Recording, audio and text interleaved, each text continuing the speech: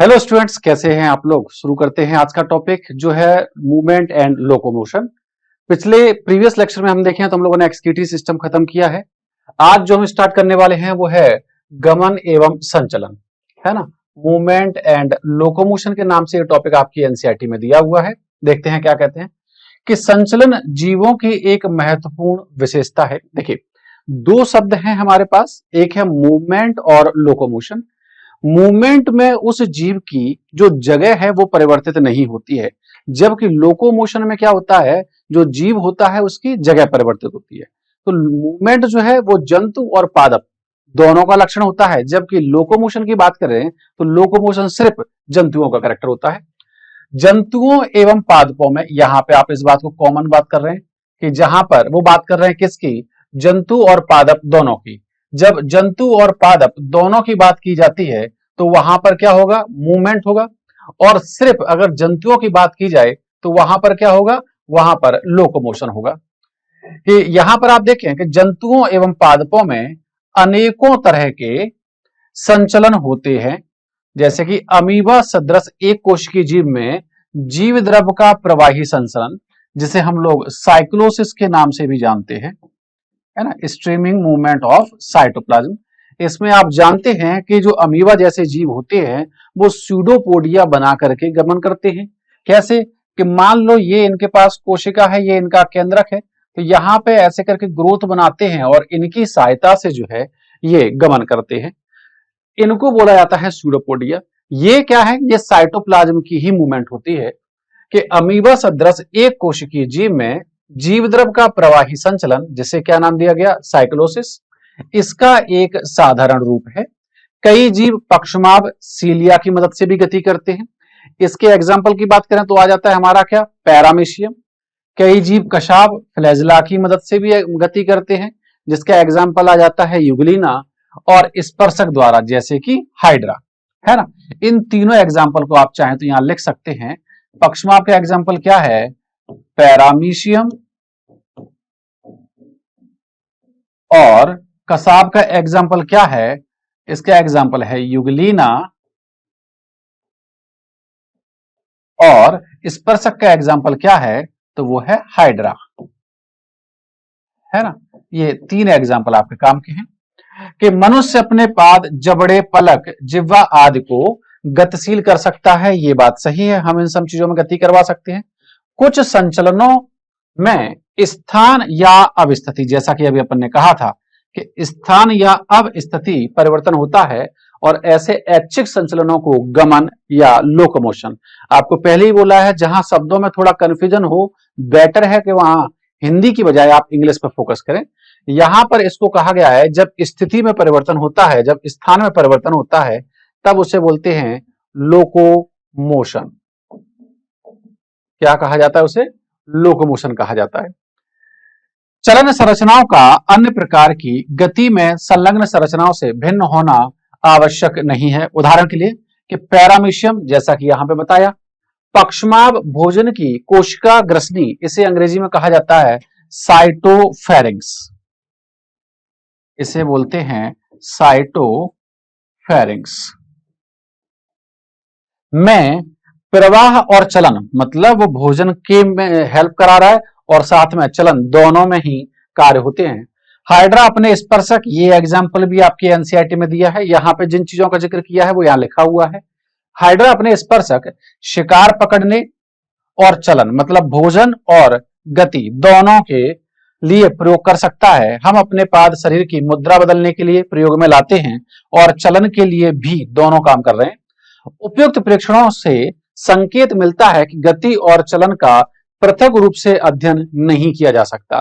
तो एक statement NCERT ने यहां लिखा है कि हर एक जो लोकोमोशन है वो मूवमेंट है, लेकिन हर मूवमेंट लोकोमोशन नहीं है। क्लास में इस चीज को आप लोगों ने डिस्कस करा था। आगे देखते हैं।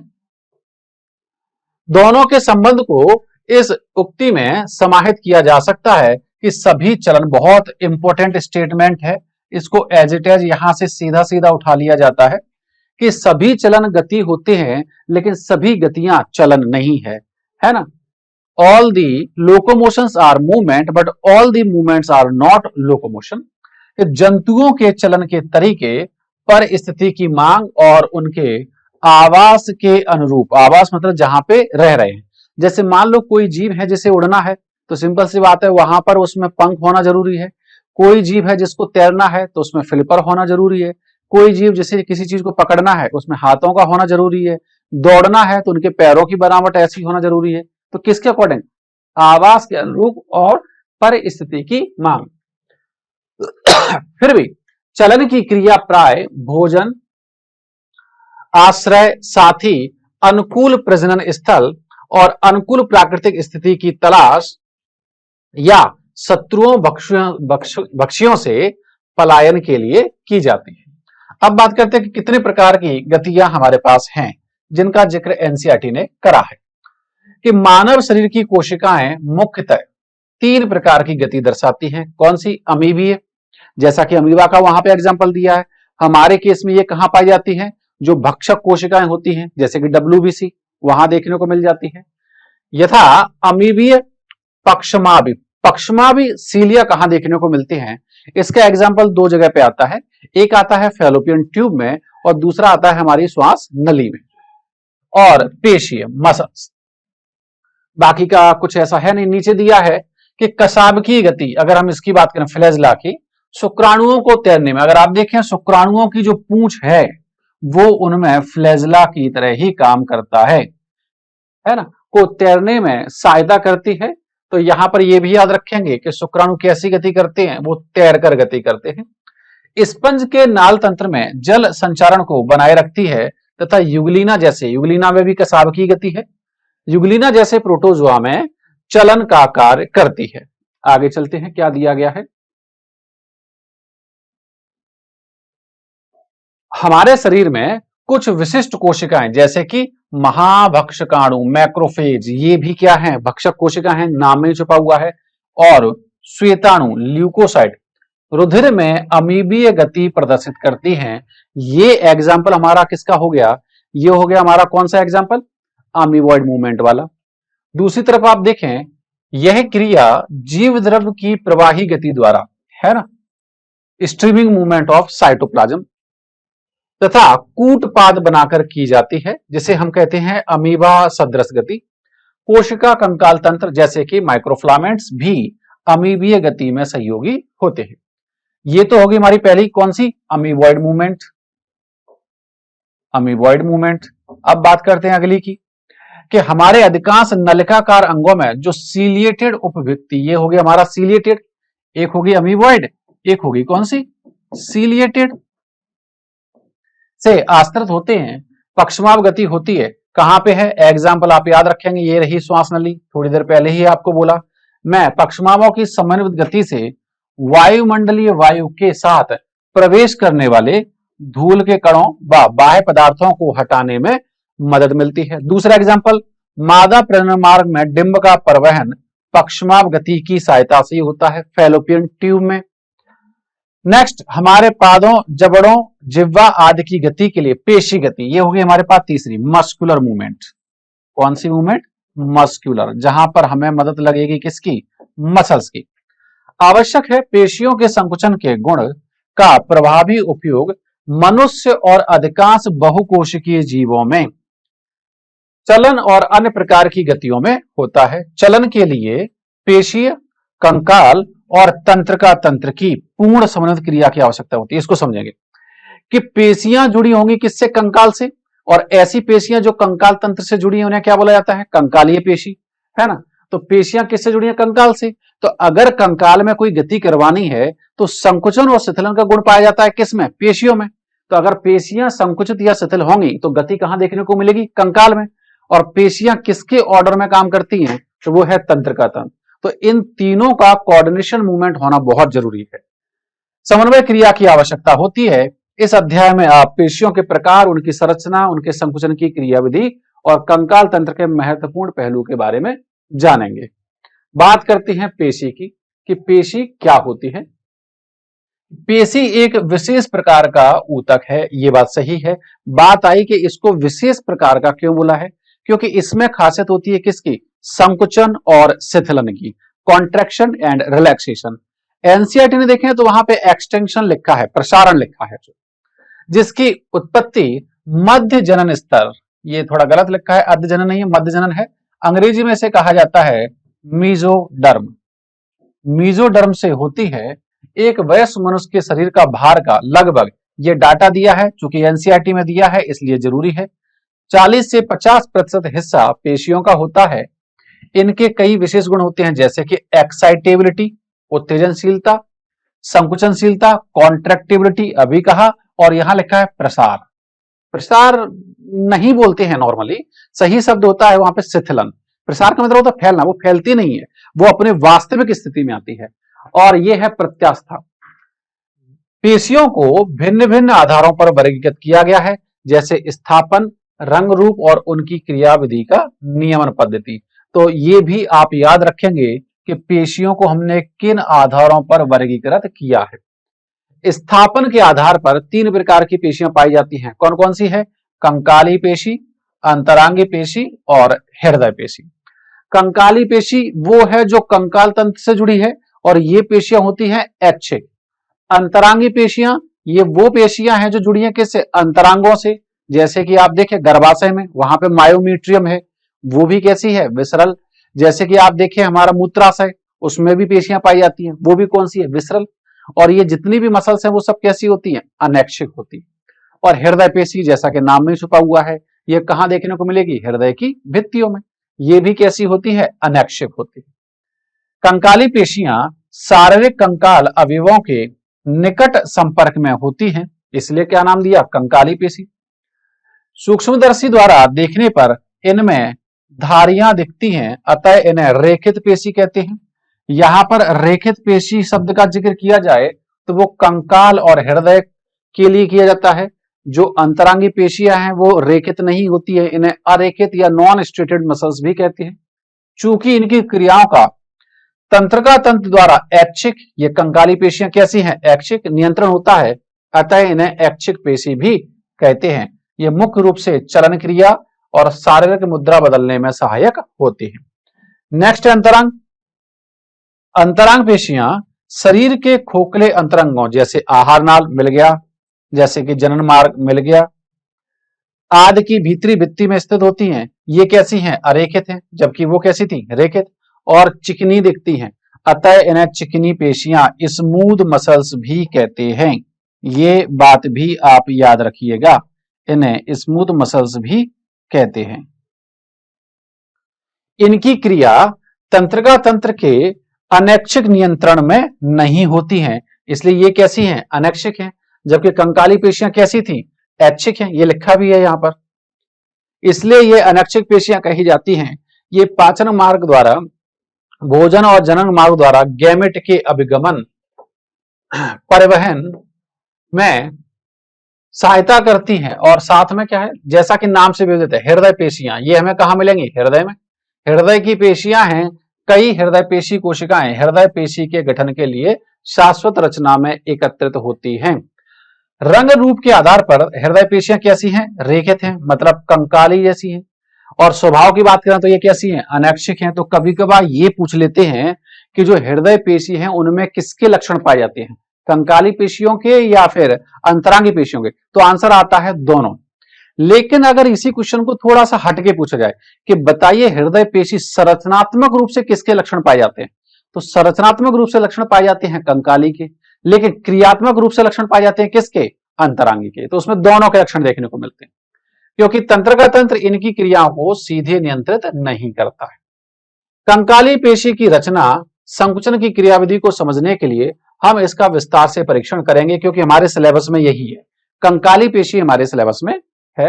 हमारे शरीर में प्रत्येक संगठित कंकाली पेशी कई हृदय बंडलों की, जरा देखेंगे, ये देखिए, ये डायग्राम एनसीईआरटी में दिया है। ये ओवरऑल पेशी है। इस ओवरऑल पेशी के अंदर आप देखें तो यहां पर आपको दिखाई दे रहे हैं बंडल। एक बंडल ये रहा, एक बंडल ये रहा, एक बंडल ये रहा। तो ऐसे करके बहुत सारे बंडलों से मिलकर बनी होती है। और इन बंडल को उन्होंने बोल दिया है फेसिकल। क्या नाम दिया है इन्होंने? फेसिकल। और प्रत्येक बंडल के अंदर आप अगर देखें तो ये आपको नजर आ रहा है क्या? यहां पर देखिए, ये जो आपको दिख रहा है ना, ये जो आपको दिख रहे हैं, ये सब क्या है? ये है मसल फाइबर, पेशीय तंतु। क्या है ये? पेशी तंतु, मसल फाइबर। और जब हम इनको भी जूम करके देखेंगे तो उसके अंदर हमें मिलता है मायोफिलामेंट या मायोफाइब्रिल्स, है ना। अब यही एनसीईआरटी कह रही है, जो है क्या कह रही है, जरा देख लेते हैं एक बार। जो है एनसीईआरटी कह रही है कि पुलिकाओं फेसिकल की बनी है, दिख रहा है, जो संयुक्त रूप से कोलेजन संयोजी ऊतक से घिरे रहते हैं, कि इस बंडल के चारों तरफ, हर एक बंडल के चारों तरफ क्या है? कवरिंग। और उस कवरिंग को उन्होंने नाम दिया है क्या? फेशिया। क्या नाम दिया है उन्होंने? फेशिया नाम दिया है उसे। प्रत्येक पेशी बंडल में कई पेशी रेशे होते हैं। क्या होते हैं पेशी रेशे? ये रहे पेशी तंतु या पेशी रेशे, मसल फाइबर। प्रत्येक पेशी रेशा प्लाज्मा झिल्ली से आश्रित होता है। अब चूंकि जो पेशी तंतु कहा है वो एक प्रकार की क्या है? कोशिका है। तो सिंपल सी बात है, कोशिका वाले सारे लक्षण उसमें पाए जाएंगे, बस नाम बदल जाएगा। जैसे सामान्य कोशिका में हम क्या कहते हैं? कोशिका द्रव। यहां पे कहेंगे हम क्या? सार्कोप्लाज्म। सामान्य कोशिका में कहते हैं एंडोप्लाज्मिक रेटिकुलम, यहां पे कह देंगे सार्कोप्लाज्मिक रेटिकुलम। तो सार्को जो शब्द आता है वो आता है किसके लिए? मसल के लिए। तो यहां पर यही नाम बदल जाएंगे। जरा देखते हैं क्या है। कवरिंग है जिसे सार्कोलेमा कहते हैं, और नॉर्मल कोशिका के चारों तरफ जो होती है उसे हम प्लाज्मा लेमा कहते हैं। पेशी रेशा एक संकोशिका, संकोशिका का मतलब है जिसके कोशिका द्रव में एक से ज्यादा केंद्रक पाए जाते हैं, उसे बोलते हैं संकोशिका। सिंसाइसियम, इंग्लिश मीडियम की एनसीईआरटी में यही लिखा है। क्योंकि पेशी द्रव सार्कोप्लाज्म में कई केंद्रक होते हैं। अंतः द्रव जालिका, भाई नॉर्मली हम उसे बोलते हैं एंडोप्लाज्मिक रेटिकुलम, जबकि पेशी रेशों के लिए क्या बोल देंगे? पेशी द्रव जालिका, जिसे कहा जाता है सार्कोप्लाज्मिक रेटिकुलम। कैल्शियम आयनों का भंडार गृह है, ये बहुत ज्यादा ही इंपॉर्टेंट है। बहुत बार ये क्वेश्चन पूछ लिया जाता है कि कैल्शियम आयनों का भंडार गृह क्या है? तो कैल्शियम आयनों का भंडार गृह क्या है? Sarcoplasmic reticulum. जो कैल्शियम आयन है वो कहां रखे हुए हैं? सार्कोप्लाज्मिक रेटिकुलम में रखे हुए हैं। पेशी रेशा की एक विशेषता, पेशी द्रव में समानांतर रूप से व्यवस्थित अनेक तंतु। तो पेशी रेशे के अंदर क्या पाए जाएंगे? तंतु पाए जाएंगे, जिन्हें मायोफिलामेंट या मायोफाइब्रिल्स कहते हैं। उपस्थिति है जिन्हें पेशी तंतु मायोफिलामेंट या पेशी तंतुक मायोफाइब्रिल कहते हैं। और प्रत्येक पेशी तंतुक में क्रमवार गहरे व हल्के पट बैंड पाए जाते हैं। पेशी रेशक के विस्तृत अध्ययन ने यह स्थापित कर दिया है कि इनका यह रेखित रूप दो प्रोटीन, कौन सी? एक्टिन और मायोसिन। अभी एनसीईआरटी ने एक डायग्राम बहुत अच्छे दिए हैं आगे, उनको भी देखेंगे, कि विशेष प्रकार के वितरण के कारण होता है। हल्के बैंडों में क्या होता है? एक्टिन, जिन्हें हम क्या कहते हैं? आई बैंड कहते हैं। क्या कहते हैं? I band. कि अगर आप देखें जो डार्क बैंड है उसे हम लोग anisotropic, anisotropic band भी कहते हैं। अब एन आइसोट्रोपिक से आ जाता है ए, इसलिए इन्हें बोला जाता है ए बैंड। जबकि लाइट या हल्के बैंडों को हम लोग आइसोट्रोपिक बैंड भी कहते हैं। और आइसो से आ जाएगा क्या? I band. तो जो इन्होंने कहा है वो बात यहां के लिए है। अगर आप देखें कि कहां पर क्या ज्यादा मिल रहा है, तो डार्क बैंड की बात करें या ए बैंड की बात करें तो यहां बेसिकली क्या है? मायोसिन है। क्या है यहां पर? Basically myosin. जबकि हल्के बैंड की बात करें तो यहां क्या है? एक्टिन है। यही बात इन्होंने यहां पे लिखी हुई है। देख लेते हैं एक बार क्या लिखा है, कि पेशी रेशे में क्या है? बेसिकली दो, एक्टिन और मायोसिन के विशेष प्रकार के वितरण के कारण होता है। हल्के बैंडों में ये रहे लाइट, लाइट मतलब हल्का। हल्के बैंड में क्या होता है? एक्टिन होता है, जैसे आई बैंड या समदैशिक। समदैशिक हिंदी होगी, अंग्रेजी है उसकी आइसोट्रोपिक, इसको याद रखिएगा। समदैशिक बैंड कहते हैं, जबकि गहरे बैंडों को ए बैंड वो रहा, या विषम दैशिक बैंड भी कहते हैं, जिसमें क्या पाया जाता है? मायोसिन होता है। दोनों प्रोटीन कैसी हैं? छड़नुमा संरचनाओं में परस्पर समानांतर व पेशी रेशे के अनुदैर्ध्य अक्ष के भी कैसे हैं? समानांतर हैं। एक्टिन तंतु मायोसिन तंतुओं की तुलना में कैसे होते हैं? पतले होते हैं। इसलिए हम लोग एक्टिन को एक नाम से और बोल देते हैं, हम लोग एक्टिन को बोल देते हैं क्या? Thin filament. कौन से फिलामेंट? थिन या पतले तंतु, थिन फिलामेंट। और मायोसिन को बोला जाता है मोटे तंतु, थिक फिलामेंट। हिंदी और इंग्लिश दोनों में लिख देते हैं ताकि आपको कंफ्यूजन ना हो, है ना। आगे चलते हैं कि इन्हें क्रमशः पतले व मोटे तंतु कहते हैं।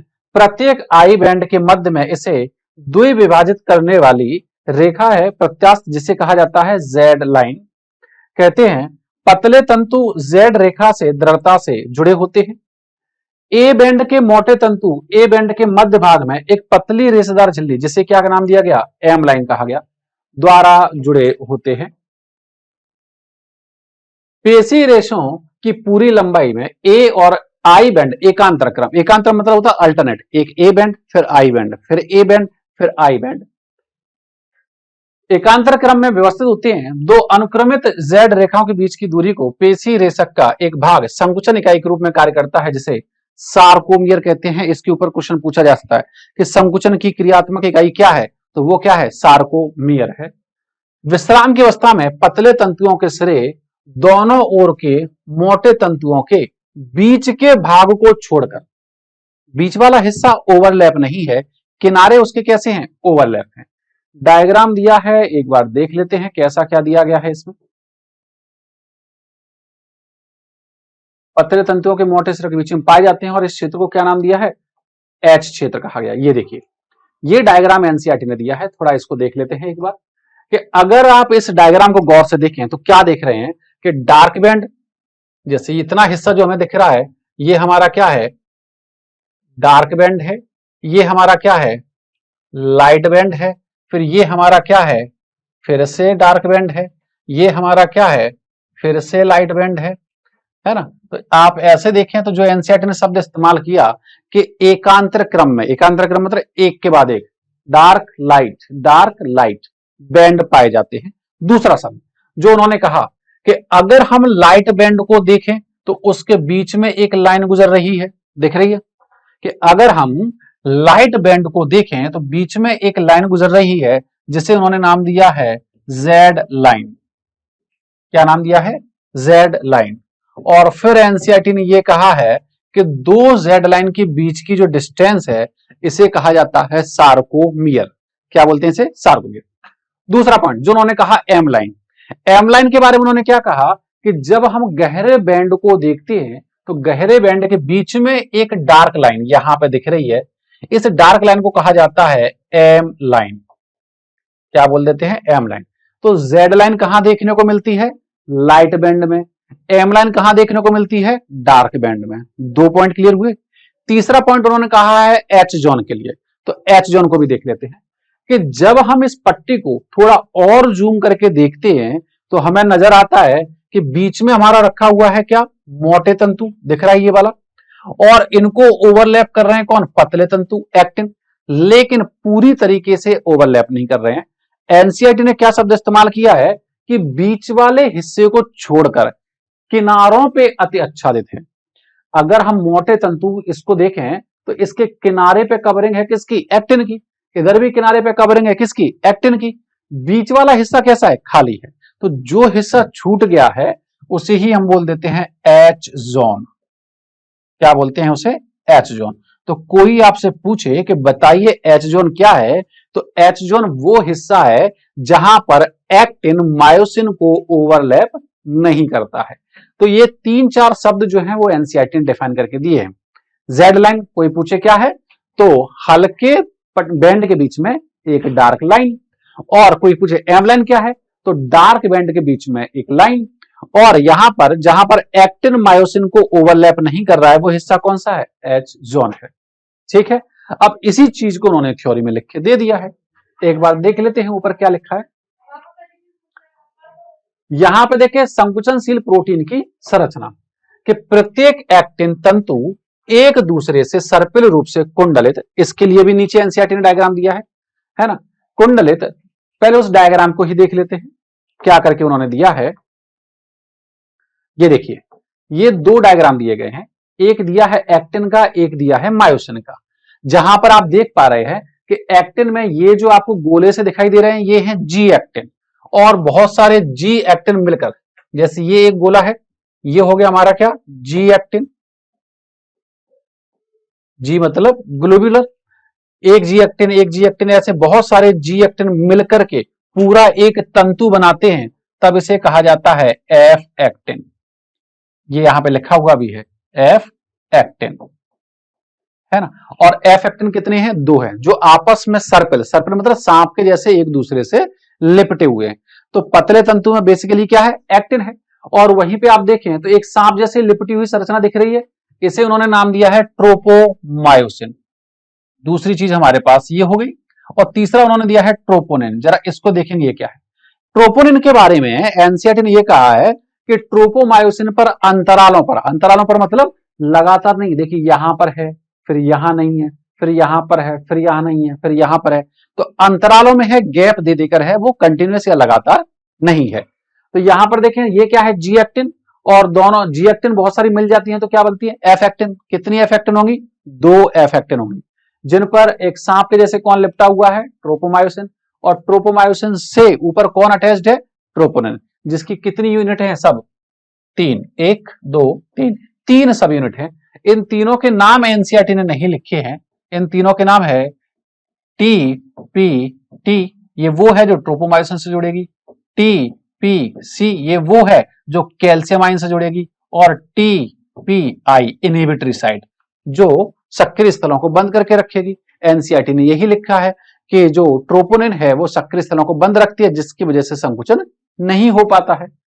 जबकि मायोसिन की अगर आप बात कर रहे हैं तो मायोसिन में यहां पर ये हिस्सा दिखाई दे रहा है हेड, ये है क्रॉस भुजा, और ये है उसकी पूंछ।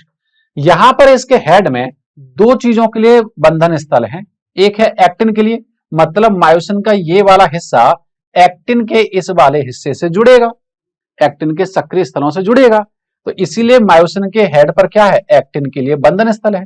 और दूसरा है एटीपी के लिए बाइंडिंग स्थल, बाइंडिंग साइट, मतलब यहां पर आकर क्या जुड़ेगा, एक्टिन जुड़ेगा, एक पे एक्टिन जुड़ेगा और एक पे एटीपी जुड़ेगा, दोनों चीजें जुड़ेगी। और जब एटीपी जुड़ता है और वो टूटता है तो एनर्जी रिलीज करता है, जिसके प्रभाव में क्या होगा, संकुचन होगा। देखते हैं एनसीईआरटी क्या कहती है। अब इस थ्योरी को पढ़िएगा, यहां पे क्या लिखा है एनसीईआरटी ने कि संकुचनशील प्रोटीन की संरचना कि प्रत्येक एक्टिन तंतु एक दूसरे से सर्पिल रूप में मिल गया, कुंडलित दो एफ एक्टिन, यहां ये भी मिल गया, कितने एफ एक्टिन है, दो एफ एक्टिनों का बना होता है। और प्रत्येक एफ एक्टिन किसका, जी, जी मतलब गोलाकार, ग्लोब्यूलर से आया है जी, एक्टिन इकाइयों का बहुलक है।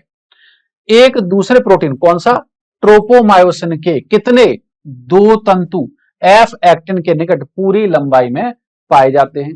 इसके अलावा एक और है, एक जटिल प्रोटीन, कौन सी, ट्रोपोनिन, प्रोटीन अणु ट्रोपोमायोसिन पर नियत अंतरालों पर, यह सब ध्यान पे रखिएगा, लगातार नहीं है, कुछ ना कुछ अंतराल, अंतराल मतलब गैप पे है, दूरियों पे पर पाए जाते हैं। विश्राम की अवस्था में यहां पर लिखा है कि ट्रोपोनिन की एक उप इकाई एक्टिन के तंतुओं के मायोसिन के बंद बनाने वाले सक्रिय स्थानों को ढककर रखती है। नाम नहीं दिया उन्होंने, नाम अपने तीन दिए, टीपीटी, टीपीसी और टीपीआई, आई मतलब इनहिबिटरी साइट रखती है। जबकि प्रत्येक मायोसिन, मोटे तंतुओं की बात करते हैं, भी एक बहुलक प्रोटीन है, कई एक लकी प्रोटीन जिसे मीरोमायोसिन, अंग्रेजी भी आप याद रखेंगे, मेरोमायोसिन, दो है, एक हैवी मीरोमायोसिन और एक लाइट मीरोमायोसिन, कहते हैं एक मोटा तंतु बनाती है। और प्रत्येक मीरोमायोसिन के दो महत्वपूर्ण भाग होते हैं, कौन कौन सा, एक सिर वाला हिस्सा छोटी भुजा सहित और उसकी पूंछ। एक छोटी भुजा सहित गोलाकार सिर, ये हो गया एक हिस्सा, और एक पूंछ, ये हो गया हमारे पास दूसरा हिस्सा, है ना। आगे चलते हैं, सिर को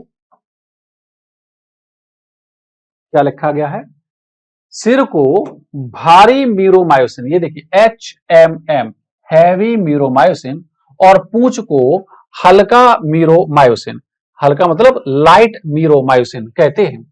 मीरोमायोसिन अवयव अर्थात सिर व छोटी भुजा पर नियत दूरी तथा आपस में एक नियत दूरी नियत कोण पर ए तंतु पर बाहर की तरफ उभरे रहते हैं, जिसे हम क्या कहते हैं, क्रॉस भुजा कहते हैं। गोलाकार सिर एक सक्रिय एटीपेज एंजाइम है, इसको याद रखिएगा। कौन सा एंजाइम है? एटीपेज एंजाइम है जिसमें एटीपी के बंधन स्थल तथा एक्टिन के लिए सक्रिय स्थल होते हैं। मतलब वहां पे दो चीजें जुड़ेंगी। क्या जुड़ेंगी? एक जुड़ेगी वहां पे क्या, एटीपी, ये होगी हमारी एक चीज, और दूसरी हमारी क्या जुड़ेगी, एक्टिन, ये होगी हमारी दूसरी चीज। तो कितनों के लिए बंधन स्थल हैं? दो के लिए। अब बात करते हैं पेशीय संकुचन की क्रियाविधि कि आखिर जो है पेशियों में संकुचन हुआ कैसे। सुनेंगे जरा कि जैसे ही अगर हम देखें पेशी ऑर्डर कब फॉलो करेगी, जब उसे ऑर्डर दिया जाएगा। कहां से? सीएनएस, सेंट्रल नर्वस सिस्टम, केंद्रीय तंत्रिका तंत्र से जब उसे ऑर्डर मिलेगा। किसकी मदद से? चालक तंत्रिका की मदद से। तो मतलब एक तरफ आ रही है तंत्रिका, एक तरफ ऑर्डर ले रही है पेशी, मतलब कहीं ना कहीं दोनों जुड़ रहे होंगे और उस जंक्शन पॉइंट को कहा जाता है न्यूरो मस्कुलर जंक्शन, तंत्रिका पेशी संधि, तंत्रिका और पेशी के बीच की संधि। अब जैसे ही ऑर्डर मिलेगा वहां पर आप जानते हैं कि एंडोप्लाज्मिक रेटिकुलम, जिसे पेशी के केस में हम क्या बोल देते हैं, सार्कोप्लाज्मिक रेटिकुलम बोल देते हैं, वहां से क्या निकल के आएंगे, कैल्शियम आयन। और अभी हमने कहा कि कैल्शियम आयनों के लिए बंधन स्तन कहां है, ट्रोपोनिन पे। याद कीजिए तीन बार आती है, एक टीपीटी, टीपीसी और टीपीआई। तो टीपीसी मतलब क्या, सी फॉर कैल्शियम। तो वो कैल्शियम आयन जुड़ेगा किससे, टीपीसी से।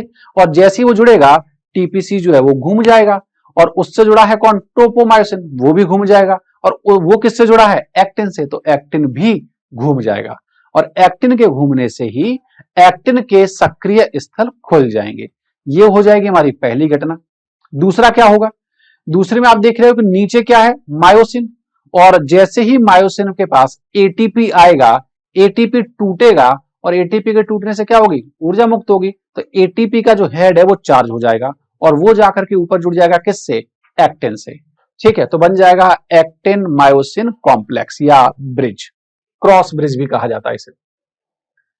कि पेशी संकुचन की क्रियाविधि को सर्पी तंतु सिद्धांत, इसको याद रखिएगा, इसे कहा जाता है स्लाइडिंग फिलामेंट थ्योरी। क्यों ऐसा कहा गया है, क्योंकि यहां पर एक्टिन जो है मायोसिन के ऊपर स्लाइड करता है, इसलिए नाम हो गया स्लाइडिंग।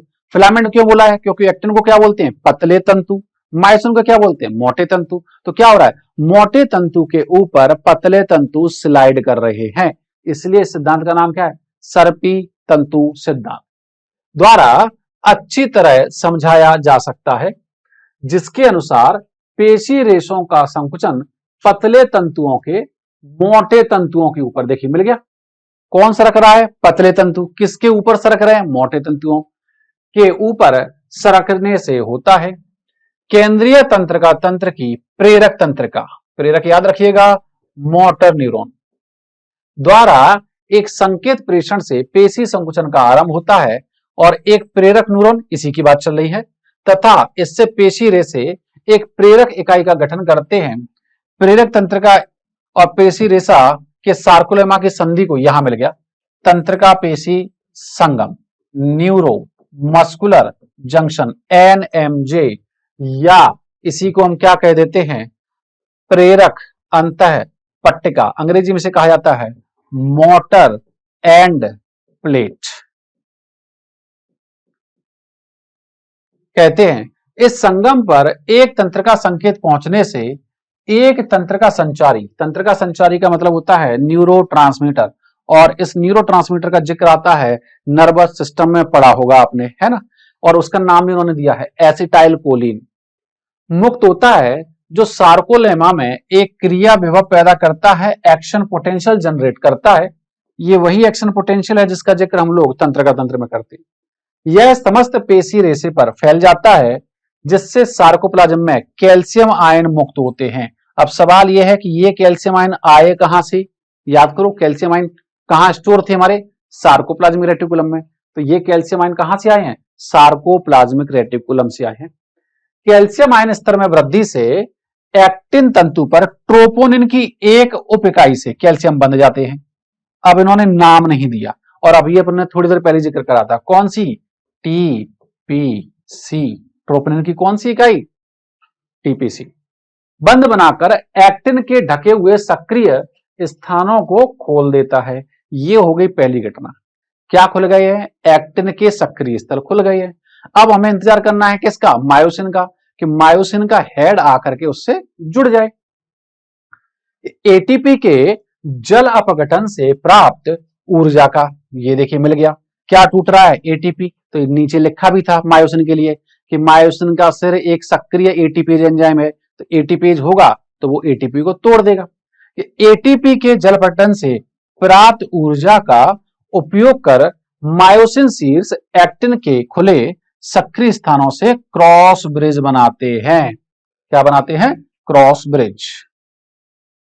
इसको याद रखिएगा, क्रॉस ब्रिज बनाते हैं। आगे चलते हैं हम लोग। बंध जाते हैं। इस बंध से जुड़े हुए एक्टिन तंतुओं के ए बैंड की तरफ खींचने से इन एक्टिनों से जुड़ी हुई ए रेखा भी अंदर की तरफ, देखिए जेड लाइन ऐसी है, एक्टिन वहां पर इतनी दूरी पर है, बीच का स्थान खाली है। क्या कहा था अपने कि मायोसिन का केंद्र वाला हिस्सा एक्टिन से अत्याच्छादित नहीं होता। जब मायोसिन का सिर जुड़ जाता है तो वो एक्टिनों को दोनों तरफ से कहां खींचता है? अपने केंद्र की ओर। तो एक्टिन पास आते जाएंगे, और अपने का बीच वाला एरिया कौन सा? H zone. जितना एक्टिन पास आएंगे एच जोन गायब होता जाएगा। एक घटना ये घट गई। दूसरा, दोनों पास क्या आ रहा है? Z line. तो जेड लाइन के बीच की दूरी क्या कहलाती है? सार्कोमियर। तो सार्कोमियर भी कैसा हो रहा है? छोटा हो रहा है। आगे चलते हैं। जुड़ी हुई ए रेखा भी अंदर की तरफ खिंच जाती है, जिससे सार्कोमियर, ये डायग्राम बहुत ज्यादा जरूरी है, अभी थोड़ा देर में इसको एक्सप्लेन करते हैं, है ना। छोटा हो जाता है अर्थात संकुचन हो जाता है। ऊपर के चरणों से स्पष्ट है कि पेशी के छोटा होते समय अर्थात संकुचन के समय आई बैंड की लंबाई कम हो जाती है, जबकि ए बैंड की लंबाई ज्यों की त्यों रहती है। अब बात करते हैं इसकी। इस डायग्राम को देखिएगा, क्या दिख रहा है हमें जो कि यहां पर आप अगर शुरू करें तो ये एटीपी आया, और एटीपी आके टूटा किसमें? फॉस्फेट और एडीपी में। एक्टिन के सक्रिय स्थल ये रहे हमारे एक्टिन तंतु, उनके सक्रिय स्थल क्या हो गए? खुल गए हैं। और यहां पर एटीपी जब टूटा तो ऊर्जा मुक्त हुई, तो मायोसिन का हेड क्या हो गया? चार्ज हो गया, और वो मायोसिन का हेड जाकर के जुड़ गया किससे? एक्टिन के सक्रिय स्थलों से, और दोनों ने मिलकर क्या बनाया? क्रॉस सेतु या क्रॉस ब्रिज बनाया। लिखा है इस डायग्राम में ही सब कुछ छुपा हुआ है। तो क्या घटना घटी? क्रॉस सेतु का बनना, क्रॉस ब्रिज का बनना। और उसके बाद अगर आप देखें तो मायोसिन का हेड क्या कर रहा है? एक्टिन को अपने अंदर की तरफ खींच रहा है जो, ठीक है। और यहां पर हमें नया एटीपी चाहिए, किसके लिए? क्रॉस सेतु के टूटने के लिए। फिर से हमें क्या चाहिए? एटीपी चाहिए। तो यही सारी चीजें इस एक डायग्राम में दिखाई गई है। आगे चले हम लोग। यहां पे क्या लिखा है? एक नए एटीपी के बंधने से क्रॉस सेतु टूटते हैं, ठीक है। मतलब एटीपी चाहिए किसके लिए? क्रॉस सेतु को तोड़ने के लिए। मायोसिन शीर्ष एटीपी को अपघटित कर पेशी की ओर संकुचन के लिए क्रिया दोहराते हैं, किंतु तंत्रिका संवेगी के समाप्त हो जाने पर सार्कोप्लाज्मिक रेटिकुलम द्वारा कैल्शियम के अवशोषण से, मतलब जो घटना घटी वो किस लिए घटी? क्योंकि सार्कोप्लाज्मिक रेटिकुलम से क्या मुक्त होकर आए? Calcium ion. जैसे ही पेशी संकुचन की घटना क्रिया पूरी हो जाएगी, कैल्शियम आयन वापस से कहां चले जाएंगे? सार्कोप्लाज्मिक रेटिकुलम में चले जाएंगे। एक्टिन स्थल पुनः ढक जाते हैं। इसके फलस्वरूप जेड लाइन अपने मूल स्थान पर चली जाती है, अर्थात क्या हो जाता है? शिथिलन हो जाता है, रिलैक्सेशन हो जाता है। प्रसारण शब्द इस्तेमाल नहीं करा है यहां पर, उन्होंने बहुत सही शब्द इस्तेमाल किया है, क्या? शिथिलन, रिलैक्सेशन। विभिन्न पेशियों में, अब बात है ये शब्द क्यों लिखा? तो विभिन्न पेशियों की बात है क्योंकि हमने पढ़ा हमारे पास कितनी प्रकार की पेशियां हैं? 3। कंकाली पेशी, अंतरांगी पेशी और हृदय पेशी। कि विभिन्न पेशियों में रेशों की प्रतिक्रिया अवधि में अंतर हो सकता है। मतलब तीनों पेशियों के कॉन्ट्रैक्शन और रिलैक्सेशन का जो ड्यूरेशन है वो डिफरेंट है। नेक्स्ट लिखा है पेशियों के बार बार उत्तेजित होने पर उनमें ग्लाइकोजन के अवायवीय विखंडन से। ये शब्दों पे ध्यान दीजिएगा कि अगर हम किसी पेशी, खासकर कंकाली पेशियों की अगर हम बात करें, अगर हम उन्हें बार बार उत्तेजित कर रहे हैं तो वहां पे क्या होता है कि जो भोज्य पदार्थ है वो टूट रहा है, तो वायवीय श्वसन के साथ साथ वो अवायवीय श्वसन भी करने लग जाता है। और यहां पर बकायदा लिखा है कि ग्लाइकोजन के अवायवीय विखंडन से क्या होता है, लैक्टिक अम्ल का निर्माण, और यही लैक्टिक अम्ल पेशियों में जमा हो जाता है। और लैक्टिक अम्ल के जमाव की वजह से ही होता है पेशीय थकान। हमें बहुत सारा काम करने के बाद जो थकान होती है उसका कारण क्या है, यही लैक्टिक अम्ल है। ठीक है, जिससे थकान या श्रांति होती है और पेशी में ऑक्सीजन भंडारित करने वाला लाल रंग का एक मायोग्लोबिन, जैसे हीमोग्लोबिन होता है वैसा ही एक वर्णक है। कुछ पेशियों में मायोग्लोबिन की मात्रा ज्यादा होती है। अब मायोग्लोबिन जो है उन्हें लाल रंग देगा। अगर मायोग्लोबिन ज्यादा है तो उनका रंग ज्यादा लाल होगा, उन्हें लाल पेशी तंतु कहेंगे। मायोग्लोबिन कम होगा तो उनमें जो है कलर थोड़ा हल्का हो जाएगा। देखते हैं कि कुछ पेशियों में मायोग्लोबिन की मात्रा ज्यादा होती है जिससे वे लाल रंग के दिखते हैं। ऐसे पेशियों को लाल पेशियां, रेड मसल फाइबर कहते हैं। ऐसी पेशियों में माइटोकॉन्ड्रिया अधिक होती है। माइटोकॉन्ड्रिया अधिक है तो आप जानते हो माइटोकॉन्ड्रिया का इस्तेमाल कहां होता है, ऊर्जा निर्माण में। मतलब लाल पेशी तंतु ज्यादा ऊर्जा उत्पन्न कर सकते हैं, जो एटीपी के निर्माण हेतु उनमें भंडारित ऑक्सीजन की बड़ी मात्रा का उपयोग कर सकती है। इसलिए इन पेशियों को वायुजीवी पेशियां भी कह सकते हैं। दूसरी तरफ एक तो होगी हमारे कौन से, रेड मसल फाइबर। दूसरी तरफ कुछ पेशियों में मायोग्लोबिन की बहुत कम मात्रा पाई जाती है जिससे वे, बाकायदा लिखा है, हल्के रंग की, ठीक है, या श्वेत प्रतीत होती हैं। इन्हें व्हाइट मसल फाइबर भी कहते हैं। इनमें माइटोकॉन्ड्रिया तो अल्पसंख्यक होती है लेकिन एंडोप्लाज्मिक रेटिकुलम अधिक मात्रा में उत्पन्न होती है। ये अवायवीय विधि द्वारा ऊर्जा उत्पन्न करती है। ये देखिए, ये है वो डायग्राम जो एनसीईआरटी ने दिया है। क्या दिख रहा है कि जब आपने कहा ये हमारे पास क्या है, जेड लाइन, ये क्या है, जेड लाइन, और बीच का क्या है, एच चित्र, ये हमारी क्या है, मायोसिन, ये क्या है, एक्टिन, और एक्टिन ने बीच वाले एरिया में मायोसिन को ओवरलैप नहीं करा है। अब आप बात कर रहे हैं किसकी, ये मान लिया है कि किस अवस्था में है, शिथिल अवस्था में, और यहां पे क्या हो रहा है, संकुचित अवस्था में है। तो संकुचित अवस्था में क्या हो रहा है, ये देखिए जो हमारी जेड लाइन है वो खिसक के पास आ रही है, जेड लाइन है वो खिसक के पास आ रही है, और दोनों जेड लाइन के बीच की दूरी ही क्या है, सार्कोमियर है। तो जब दोनों जेड लाइन खिसक के पास आ रही है मतलब सार्कोमियर छोटा हो रहा है।